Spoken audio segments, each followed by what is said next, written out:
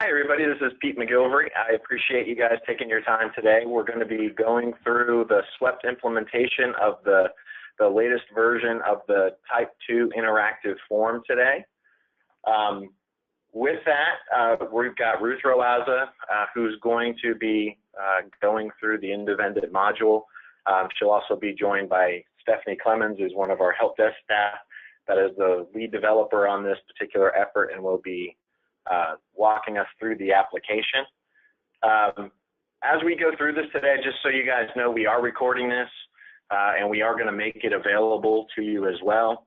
A couple of other logistical things. After today, after we show you the implementation of the new Type 2 form, the old version of the Type 2 will be discontinued. You will no longer be able to create a new Type 2 in the old form. However, if you have already created a previous Type 2 and you're working in the old form, you will work in that environment all the way through completion. Whether that takes a day, whether it takes a few weeks, whether it takes a few months, as long as that form has already been started, you've already been working on it, you'll just continue on in that process. However, after today, we're going to remove the link that allows you to create the new Type 1 or the old Type 1 on the old form. And when we implement everything, it will go out there live on Monday, and from there on out, when you go to create a Type 2, it'll be on the new form. Another logistical item that we have up on the screen is you guys are obviously, this is a webinar, so you're in listen-only mode. Since you're in listen-only mode, we ask you if you have any questions to go ahead and type the question into the chat. We've got folks that are monitoring the chat and we'll be happy to stop and answer the question. In addition to this being recorded and making it available, we do ask that within the chat, we would like whoever's in the room. So for instance, if you happen to be sitting in a conference room and there's several of you attending from your location, in addition to putting your questions in the chat, it would also be fantastic if you could make sure that you put in the names of those individuals that are also in that room. We just want to make sure that those that are here, that are hearing this information live, are able to get the credit for attending. In addition to that, because we recorded it, it'll be out there as a resource, and anybody who this just didn't work within their schedule will have this particular recording as a resource into perpetuity. Another thing I did want to mention is that we're looking at today is going to be kind of high-level functional. How does the tool work? How do the boxes work? How do we fill stuff out? How do we move things along? We are looking at additionally working with our practitioners to develop like a small, short web series of little individual pieces for some more practical application of what the expectations are when you're filling out the form. So look for those in the near future.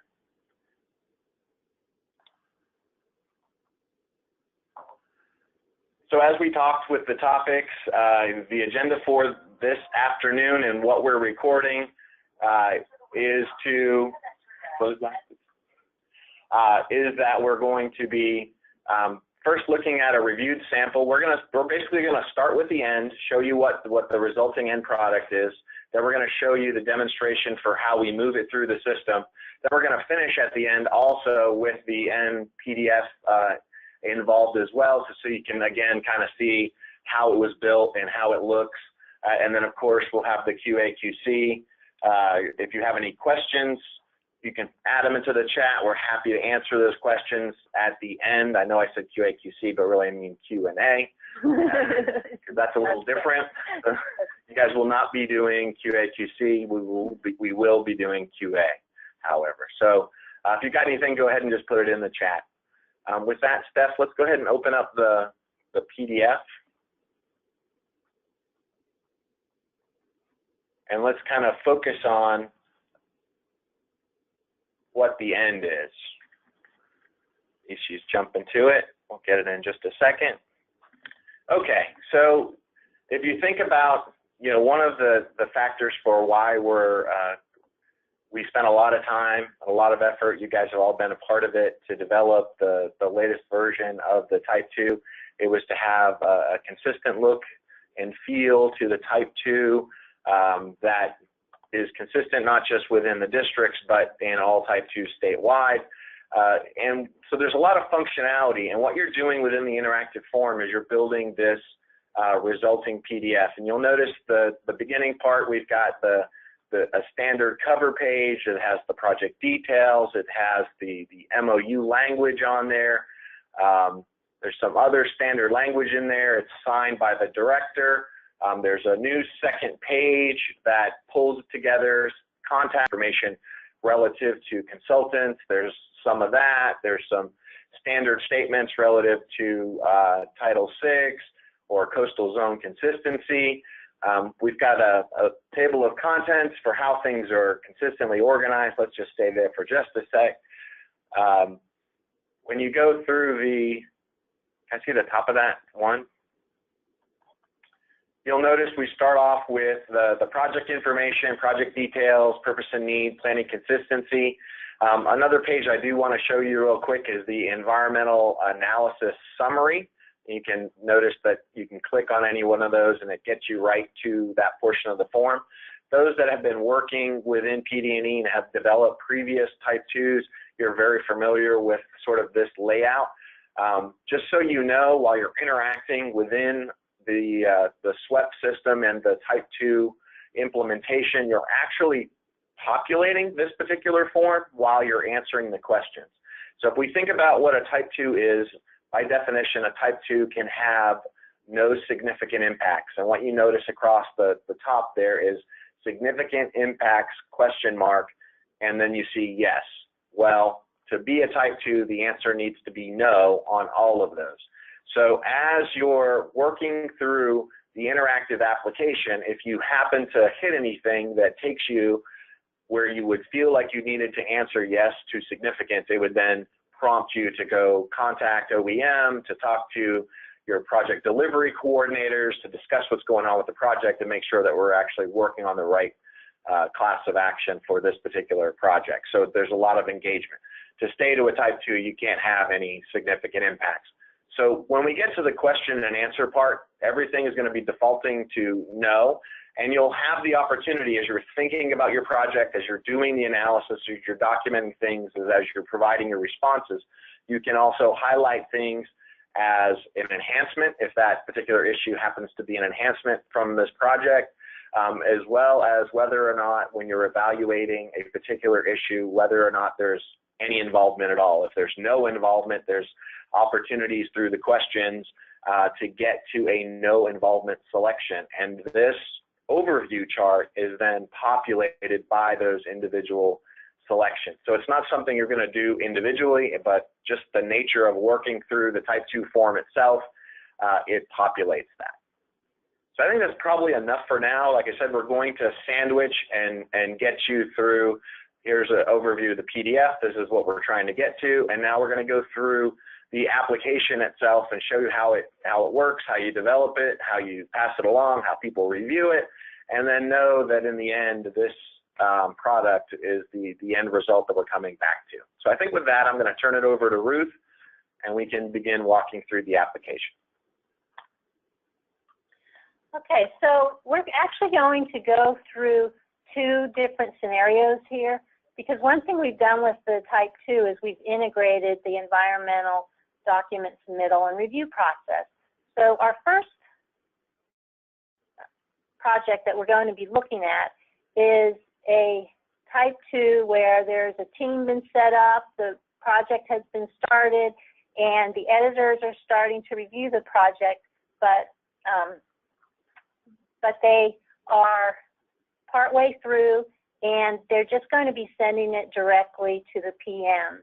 Our second scenario, we're going to pick a project where we're going to pretend like there's some subject matter experts that are needed to review it. So we'll go through a few more steps to show you that scenario. So where Stephanie is she's gone to the project page, just like you would typically go to your project page, and then scroll down to the project document section, and you'll see where it says draft Type 2 CE form. There's an edit button there.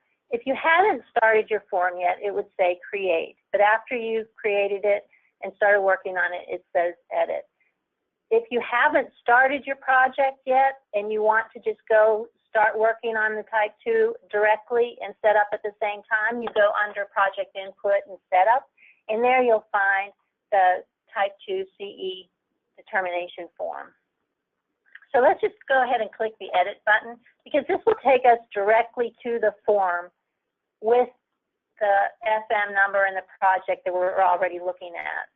If you go from the left menu, you would type in the FM number and it would take you here. To give you an overview of what you're seeing right now, you'll notice the title of the project and the FM number there at the top. And below that is our first page of our wizard. The right menu is a series of links to each of the different sections of the document. So you can actually just hop to different sections. You don't need to fill them in sequential order. You can also assign editors and reviewers to different sections of the project, so that, like, say you have a cultural resources expert and you want them to either edit or review, you can set it up. And we'll show you how to do that in a little while. And as I said, this particular project that we're looking at is in a variety of statuses right now, and some of them are in progress, not started, review complete. And what this means is this is where the district is with it. It's not ready to go to OEM because the project is still in progress. The document is still being prepared. So one thing, also, we can give you more room. If you click the Hamburg menu at the left, that's another navigation tool. It just closes the left menu there so that you get more room. Another thing to point out is as you go along, you can create a draft PDF using the PDF button up at the top. So at any time, that's how you can create a PDF of the document. And it'll show you the entire document as it currently exists. So we will start stepping through this. Oh, down at the bottom there, as we scroll down, notice the project manager is listed. We have a new assignment called a lead reviewer, which we're not using for this particular scenario. We'll use that for the next one. But that would be what to use, for example, if you're in a situation where you want somebody like in your environmental group to review the project before it goes to the PM when for submittal up to OEM or to complete the review. So that's just another situation. We're trying to be very flexible so that you can set up your team and prepare and review your documents, whatever makes sense. So we're an editor right now. We're logged in as an editor, so we're going to finish editing this document and send it to the PM for review, and we'll show you how to do that. Click next at the bottom just to go sequentially through it. And the first page is basic project information. Some of the information is imported directly from a work program. Other parts are editable, which, like, for example, the ETDM number, this one's associated with an ETDM project, so information was entered from, imported from the ESP for the coastal zone consistency and cooperating agencies, for example. You can edit the numbers, add more if you need to. The same with a financial management number. If you have related numbers, this is where you would add them right there at the edit button. This particular project does not have any cooperating agencies. If it did, it would have pulled in any names from the ETDM, or you could go ahead here and add some if there were additional ones, or this needed to be edited, it needed to be changed since that time as the project moves forward. If you do have any, you can add any correspondence as a reference in a document. You'll notice the bluish button there. That is a Find Technical Materials, and you'll see this throughout the document.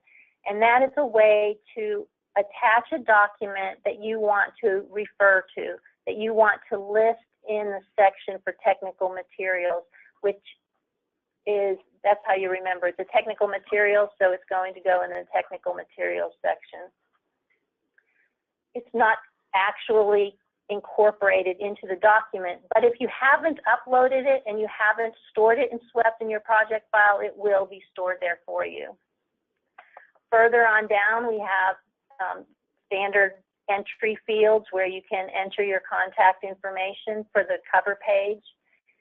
Then we start asking questions. And here's what Pete was referring to, is based on the answers you give, that's how this file, this document is actually created. For example, you can decide whether or not to include consulting firm information on the second cover page. If you say yes, it'll show fields and you'll fill that in and that will appear on the cover page. If you say no, they disappear and it won't show up on your document. The next question is about coastal zone consistency. Because this was an ETDM project, it defaulted to yes, and it pulled in the date that DEP gave the Florida Coastal Zone Consistency Determination from the EST. Now, if something has happened since that time that you want to update that date or change it, then you can go ahead and change it there. You can edit that if you've got more current information. You can also, if you say no there, like if this wasn't an ETDM number and you say no, then you would put in comments to describe the situation. If you say yes and it was not an ETDM project, then you would put the date, but keep in mind that our coastal zone consistency process does go through the environmental screening tool and you will need an ETDM number. Down below is the project description, which is a text editor, but it also allows you to enter things like images and tables in here.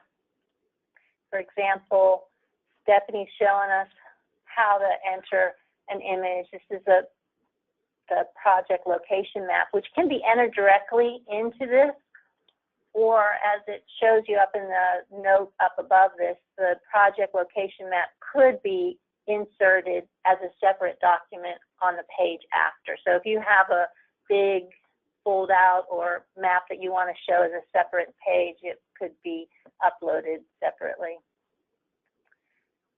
The purpose and need statement, she's going to show you just how, like, for example, if you have text that you've written in a Word document, you can copy and paste it. If it's a table, you can copy and paste that. The basic formatting of the text will keep when it's coming from Word. You can add other bold italices. You can add bullets and lists as well, formatting. One way to preview what you're looking at is clicking that little button at the icon in the toolbar, and it brings up a preview of that, just what that piece looks like, so you can get a feel for how the formatting is coming out on just that section without having to generate the whole entire document. That's the little preview button. If you have a as you see, the tables in this text editor are kind of simple and basic in terms of formatting. If you have fancy formatting, I'd recommend that you just create that as an image and then import it as an image, and they look really good. Then at the bottom of every section, there's a section to identify project documents. The first section is for technical materials that are referenced in the document but not incorporated. The second set is an actual attachment. Notice the purple add attachment. And we do differentiate throughout this tool whether you're telling us to just list it or incorporating it in. And if it's an attachment, it needs to be in a PDF format, and it will be inserted into the final PDF as part of the document. And when you're ready for review, you just click the checkbox at the bottom, and that signifies that the section is ready to go to the reviewers, in this case, in this scenario, to the PM. You can send each section at a time. If that's how your project team wants to work, as you finish one section, send it for review, you can do that. Or you can wait until they're all ready and send the entire document to the project reviewers. And in this scenario, we're just going to go to the end and finish it and send them all together. So go ahead and save and continue. The other thing I did want to point out is, as you're going, you can click that save button that's there on the right under the right menu to save as you go. So you don't have to wait till you get clear to the end like we did. You can keep saving if you're updating information. You'll notice as we come to a section, it gives you the status. For example, this section, the editor had already finished preparing it and set it for review, so it says review complete. And you'll notice it's a read-only format, and that's just because it's ready for review, so we want you to see it the way the reviewer would see it in terms of the text. One thing on this page I do want to point out, though, is you'll notice that the formatting of the consistency table is a little bit different. We have split out the tip and the STIF information for you so that you can enter that information separately instead of having to put it all in one box.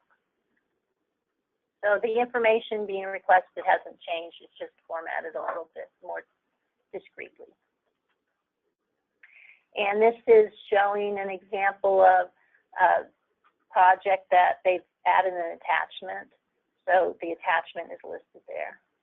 As an editor who has access to this particular section, you could withdraw it from review, like if you were looking through and you're like, oops, I forgot something, or I want to edit something. You just simply click that withdrawal button. If it hasn't been sent, and I'll show you that in a minute, then you just have to uncheck the box. But this one in particular had been sent for review, or said it was ready for review, and so it would need to be withdrawn first. So let's go on to the next section. The next section is in progress, and this is where we start talking about the impacts for the different resources. You'll notice at the top there, we have a link to the chapter that provides you more information about the social and economic.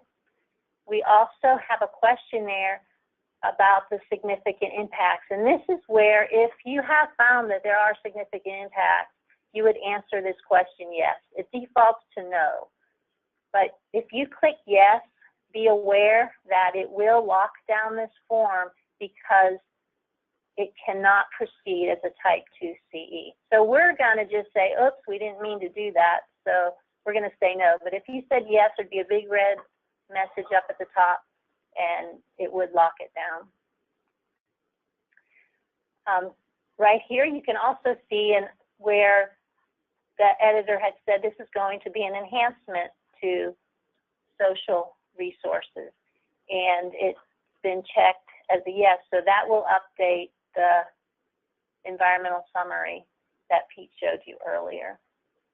And then in this particular, each type of resource, there's different information that's required according to the PD&E or according to the project. So as you go through these resources, you'll just see that there's different kinds of questions and different kinds of responses.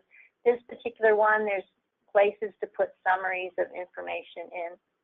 When you get down more towards relocation, it actually starts asking you some questions. For example, it asks if the relocation potential is present or not present, and depending on your answer, the standard statement will change. And if, like, for example, you say yes, there are follow-up questions that you need to answer, and you can start answering those, but we're just going to say this is not present. And in that case, there's a standard question and then just a summary of the relocation. You can also add technical materials or attachments. And as you go through, the ones that might apply to your project for that subject are suggested. They're not required. It really depends on the needs of your project. And so if you have questions about that, coordinating with your PDC or checking out the PD&E manual, you'll find more information to figure that out for your section, and those follow-up videos that we're going to have with our subject matter experts will help with that guidance. A different kind of input here I wanted to show you too. There's under farmland as an example. If you'll notice that this standard statement is in purple. All of our standard statements are in purple, but this one has a yellow box highlighted, and that means that it's asking for some input. In this case, we said that farmland is present, and we chose an option that the project is in an urbanized area, and so we just need to enter the name of that urbanized area. And notice once we put the name in, it turns blue. So as you're looking through it, if you see those yellow boxes, you know there's something you need to fill in. Once it turns blue, you know that it's been completed. And we can also add commitments to each of the sections. And you simply do that by clicking the commitments button and typing in the text. You do not have to add any numbers. The numbering happens automatically. See how it says number 1, this is my commitment. If we added another commitment, it would just add it to a list. And what this is doing is it's putting it here in this section, but it's actually compiling a list of commitment summary, which will appear at the end of the document. And let's go ahead and say this one's done and ready for review. And I did want to show you, because I didn't earlier, if you decide at this point, that since it hasn't been sent for review, that you want to edit some more, you just simply uncheck that box and check it again. There you go. And then we click Save and Continue to go on.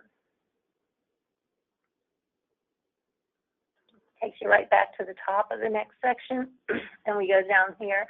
For section 106, there's a series of questions that you answer, and again, depending on those boxes, give you instructions to help you decide what to do. In answering the questions, it gives a little bit of guidance and instructions. And as you answer the questions, the standard statement changes. In this case, we said they were present, eligible, adverse effects, so it needed more information in the purple box in the standard statement. Filled that out and then provided a summary below.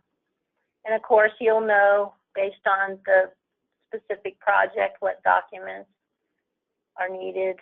In this case, we uploaded the cultural resource assessment and concurrence letters and things like that. Scrolling on down, another case where there's just some more standard statements. And again, you just answer the questions and it guides you through everything that you need to fill in. Again, the standard statements will automatically be put into the PDF so that you don't need to copy and paste them anywhere. And let's go ahead and say this one's ready.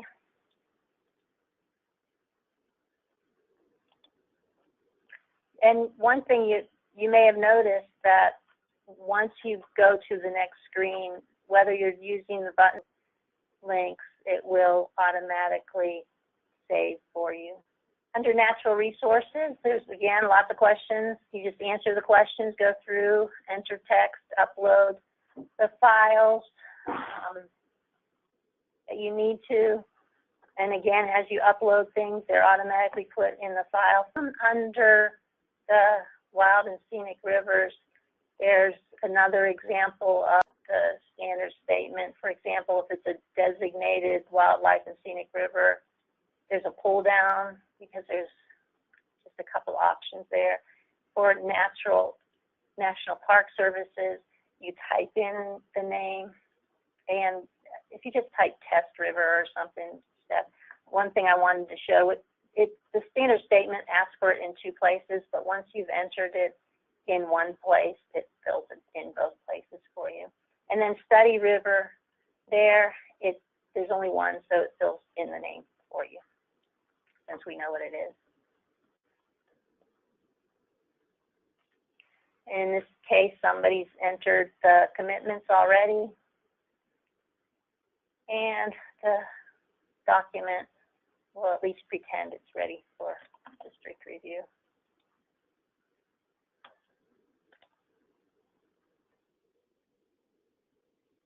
Physical, we've already marked that. As I want to point out is there are different options, and actually, why don't we point out the different options with the type? So again, it's like,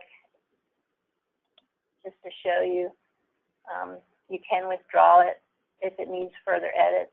And then one thing we've added to this is that you indicate what type of project it is from the noise perspective, and we included in the notes the definitions from the PD&E manual to help with making that indication there. And again, the standard statements make that selection. And you attach your information and go on down, and let's say that we've got that complete. And I think in general, the engineering report, this one, you attach your documents, and then you identify which of those completes the sentence for the engineering analysis support. And you'll notice if you have, well, in this case we just have one, but if there are more than one documents listed, it would be a pull down, and you just select which one you need to fill in that blank. It's the engineering analysis supporting this environmental document is contained within the blank, and you fill in the blank with the title of your document. One thing I'd like to show you on this, though, is if you click modify on that, as you're uploading, the uploading tool, I haven't gone through in a lot of detail because if you're a SWEPT user, you've used this a lot.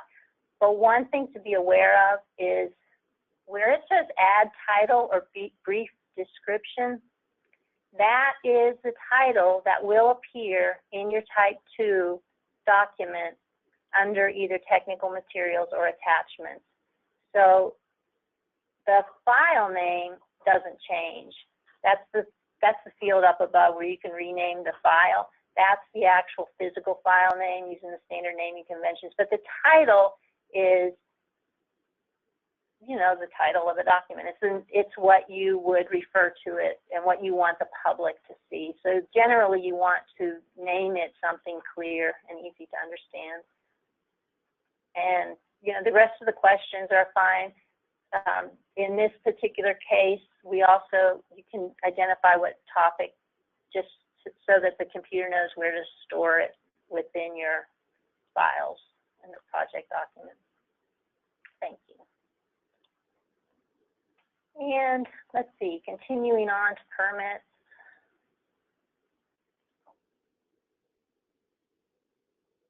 And this one's already done. The only thing you put in here is the status. You update the status, and you can add some comments at the bottom if you want to. Let's go on to public involvement. And this one's in progress. The one important thing to point out is you do need to have the public involvement plan uploaded in order for it to be submitted to OEM. That does need to be completed. And then you can answer the questions here as appropriate, put in information, upload information about any public hearings. And we'll say that's complete.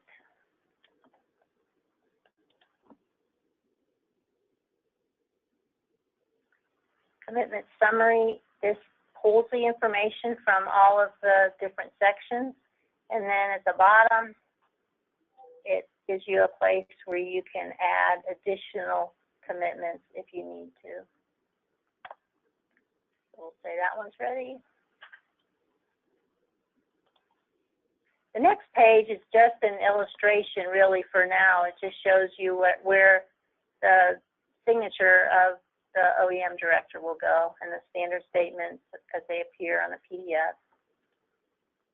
Technical materials is the list of the materials that we've identified as we were preparing the document that will be For right now, in the form itself, when people are reviewing it, they can get to them by clicking the links. In the PDF, it will not be a link. It's just the title of the document.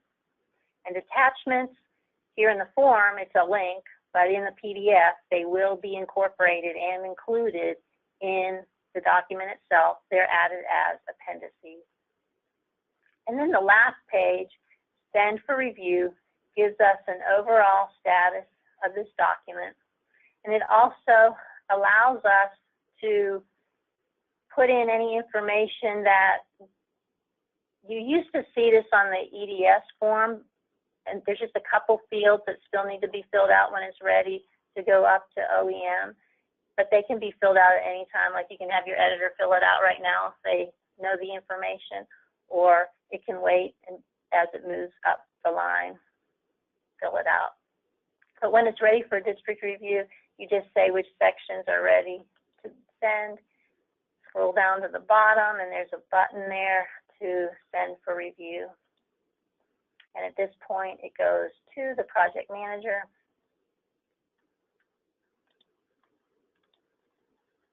And the project manager will get an email, actually, and they can click on the link, and it'll take them straight to the form.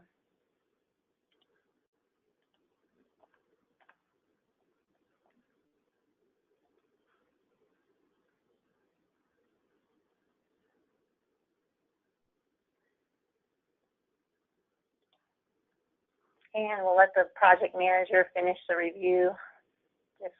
We're going to just go through each section really quickly because I just want to show you the process of submitting it for OEM. So, because one big thing we have done is integrated the environmental document submittal form and the Type 2 form together. So you only need to approve and review form.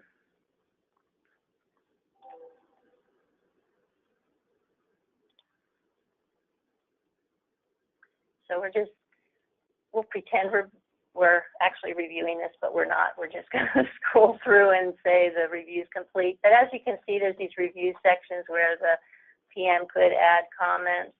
They could send it back to the editors to address the comments, or they can do what we're doing right now and just completing the review, saying it's good to go forward.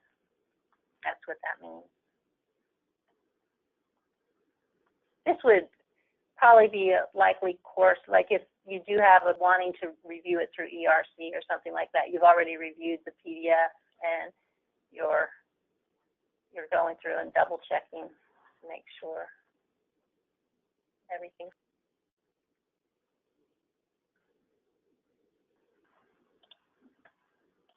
Sorry.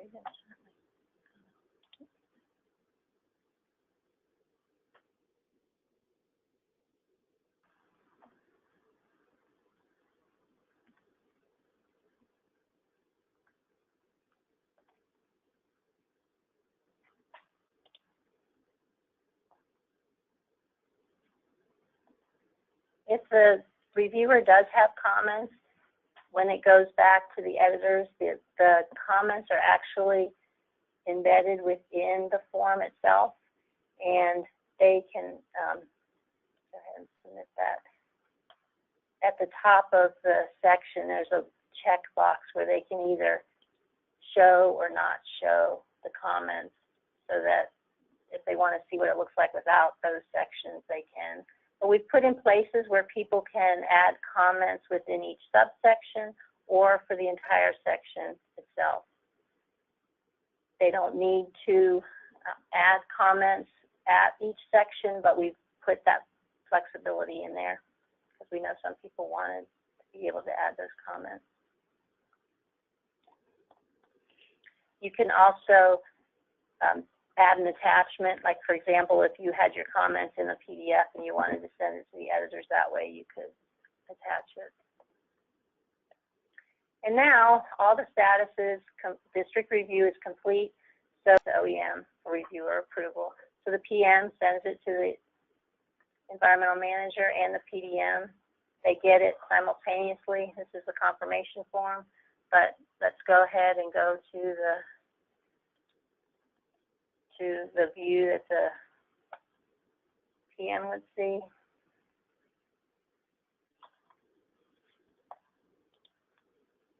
When they click the link in their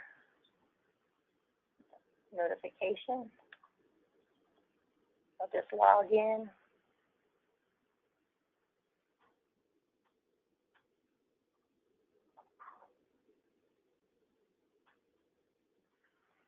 And they could get it here or view it through a PDF. And when they get to the end, they're actually certifying the entire document. So they don't actually click each section. And if in the case that we're going to show you in a few minutes that there's a lead reviewer, they'll do that final detailed review and then sending it to the PM, where again they can go through each page and review it in detail, or if they've reviewed the PDF, then they can go to the end and they approve it at the end. And maybe as you're moving through the process, we could show some of the emails that people get. I've gotten a couple questions about how people get notified. Okay. So just showing some examples of that. I mean, it's real similar to how it works in SWEP today, that if you're the next person that has an action, you'll receive an electronic notification to perform that action with a direct link to it. And if you were the one passing the action on, you're copied to know it was passed on throughout the process. So as you go through it, show some examples of that. That'd be great.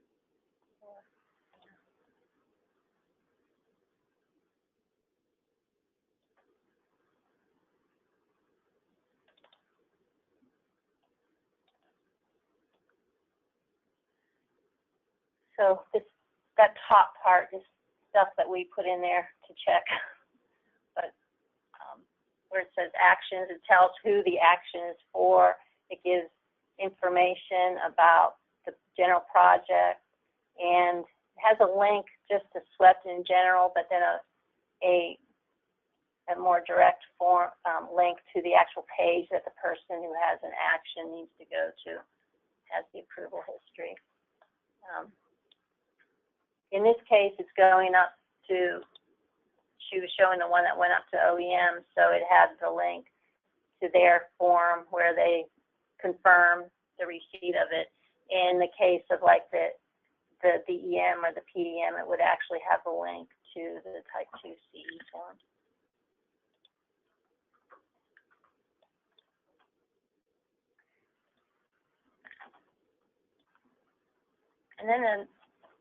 And that's basically walking you through the whole process. The next thing I just wanted to show you was a project where you're adding like a subject matter expert to the project. And in this case, oh wait, I'm sorry, you're still in the middle of, did you finish going through the PDM? Oh, you did, okay, sorry. That was the notification. Yeah.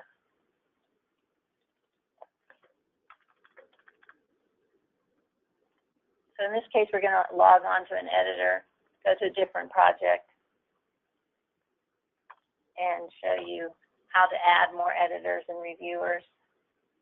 And in just a few minutes, show you basically how that process goes. We'll just do one section, so you know. So here's back to our status page. It's the front. This is where we assign people. For example, let's assign a reviewer to cultural resources. I don't think we have one yet. So we're going to click Add Reviewers, look for their names, and just click on the cultural resources.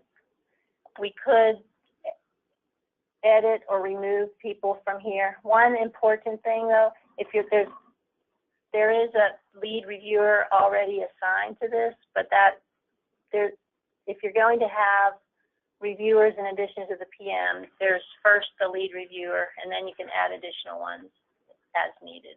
And the lead reviewer is the person who would consolidate all of the reviews together. So I think we're set up here. We got our lead reviewer. We've got some special reviewers. As a and the same form is used. You can click on editors if you want to do it at the same time. Otherwise, let's save. And if you just want to add editors, you would click that button up there. And she's going to show you as you get assigned something, as an editor or a reviewer gets assigned, they actually receive an email. Again, it describes the project description, and it also tells you what sections you've been assigned to.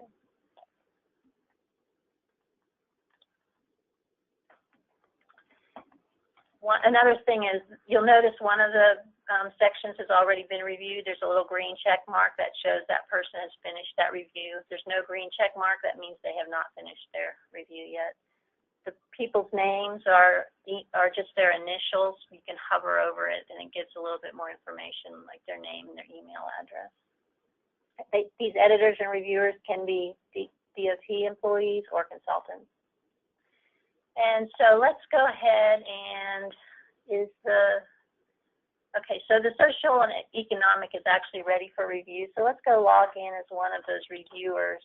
They would have received an email telling them to review it. So we're going to log in as one of them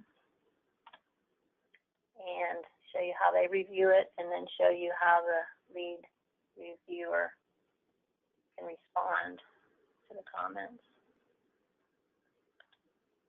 So we click on the link that that person was assigned to. They can either see the comment sections or not, but let's go right there. For a subsection, all they do is to add comments, click the Add Comments button, and they can add a comment, or they can click the No Comment just to let the editors know that they have reviewed it, but they had no comments. At the bottom of the page, yeah, let's actually add a comment to the economic. And so each reviewer assigned to this would go in and do their reviews. And down at the bottom, if they don't need to do subsection reviews, they could actually add comments or attachments at the very bottom where it says section review. So that's for general comments, or if they want to just upload a document to support their review, they could do that. They can save as draft, or they can submit it to the lead reviewer to compile the information, the review results. And that's especially important if there's multiple reviewers reviewing the same thing. Then they can figure out what, especially if people have difference of opinions, which sometimes happens. So go ahead and let's log in as the lead reviewer and see it from their view. And then we'll be ready. Ready for questions.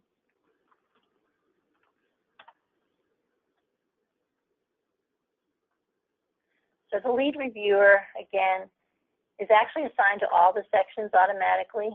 They can add their own comments or respond and consolidate the other reviewers. So as they go down, they'll see the reviews that the other reviewer has given, and they can add more comments. If a reviewer has said no comment, well, they don't really need to respond to that, so we didn't put a respond button. But if they did add a comment, there's a place where the lead reviewer can actually respond, and they can say accept, reject, or return to reviewer. And accept just means that I'm going to put these comments just as they are in the final comments that are going back to the editors. Reject means maybe I need to tweak the wording, or two people said the same thing. I'm just going to put it in our own consolidated version down below, and so there's a space there that they can add their own comments. Or return to viewer means I need some more clarification. I'm not sure what you meant here, so it would go back to the reviewer. Right now, we're just going to say we're going to accept it and save it. And then they don't, if they do not respond, like if there's other questions and they just want to accept them and they're fine, by default, the system would just accept it if they skip any. It will tell them at the bottom if they've got anything that they haven't. And again, they've got the same thing at the bottom. They can do their section comments too. So at the bottom, they have several options. One is to return the comments to the editor. If they had marked any of those things as needing to be reviewed, clarified by the reviewer, then they wouldn't be able to do that option. They would have to pick the third option, which is return to. So right now that one's disabled because they didn't indicate that they needed to review any. And then the final option is to complete the district review. And so once they're finished with their review, go ahead and submit that as complete.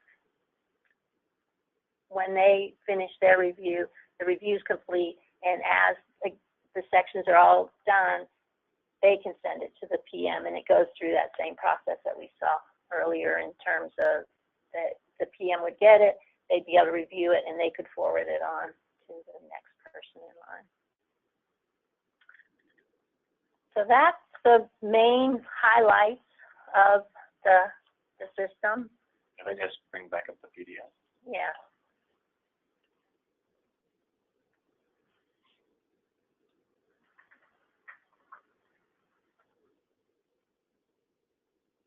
And just to scroll down real quickly through it so you can get a feel for what it looks like. Another thing that I just wanted to bring up while you're looking at the PDF, you'll notice on that left-hand side, it is automatically built all those various bookmarks, so you can always open that window and kind of see how the PDF was generated if you needed to go to a particular section. You noticed earlier when we had the table of contents, if you hold down the control, you could quickly jump to a particular section. And so as you're kind of going through the form itself, it's interactively building this. You have preview buttons throughout, so as you're building out little parts, actually, let's stay there for a second. You'll have preview buttons that allow you to look at individual parts so you can kind of see it in process and not have to build the whole thing. This is what when you upload the technical materials and you write in those names of those documents that you may have used in the development of this environmental document, and you've attached them, and you've noticed that within the SWEPT application, when you're in the online tool, you have access to those files. You can click on them, you can navigate to them really quickly. But in the resulting PDF, it's just a straight list of what those file names were versus an attachment. And if you scroll down a little bit farther, you'll notice things that do get identified as the attachments are then actually attached as well.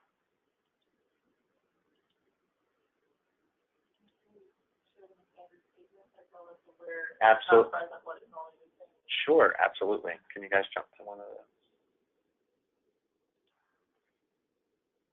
So what we're navigating to is one of the standard statements.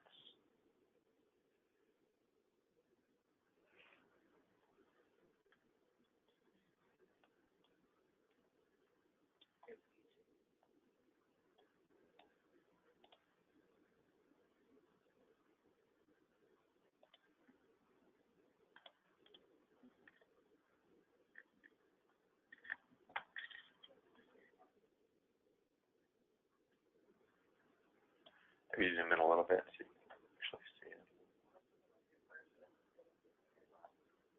Yeah. That's actually a good example to give because I'm not sure you heard Katasha, but in most cases, when there's a standard statement, it'll start out, it'll be the lead-in to the section, but in this case, because it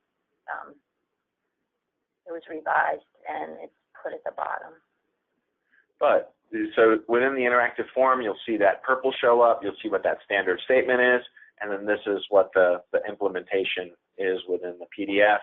That same purple statement that you've become familiar with that pops up, that's pulling it out of the PD&E manual based on what your selection was within the application, knowing your project, knowing what you're coming in contact and doing your evaluation on. You'll make the various selections in each one of those issues. If the issue itself should pull in a standard statement, much like you saw within the interactive portion of the tool, it's automatically pulling that stuff in. Now that's a good thing for us because it also, one, provides consistency, gives us low control. We know the standard statements are verbatim coming out of the PD&E manual, but it also gives us a lot of additional control in the future. Should there ever be a need to update one of those standard statements, we can literally come in and work with legal, work on the language, recraft it, update the standard statement in one single location, and then anything using that standard statement going forward is automatically up to date. We don't have to worry about keeping lots of different systems or lots of different manual products up to date. Did you guys have anything else you wanted us to point out?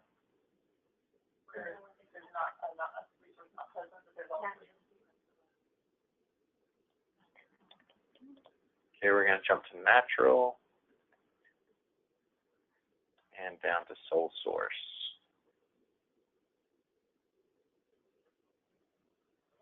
Yep, great, 5.5.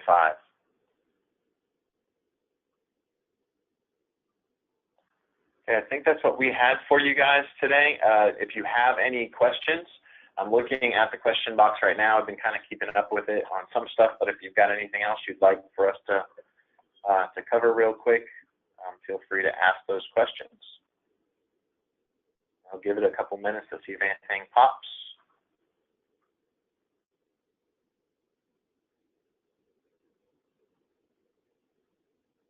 Okay, not seeing anything, and seeing that we are bumping up against 2 o'clock, I'm going to go ahead and close this out. That doesn't mean that we can't have the conversation. If you need any of us for any reason, please reach out to Katasha, myself, or any of your PDCs.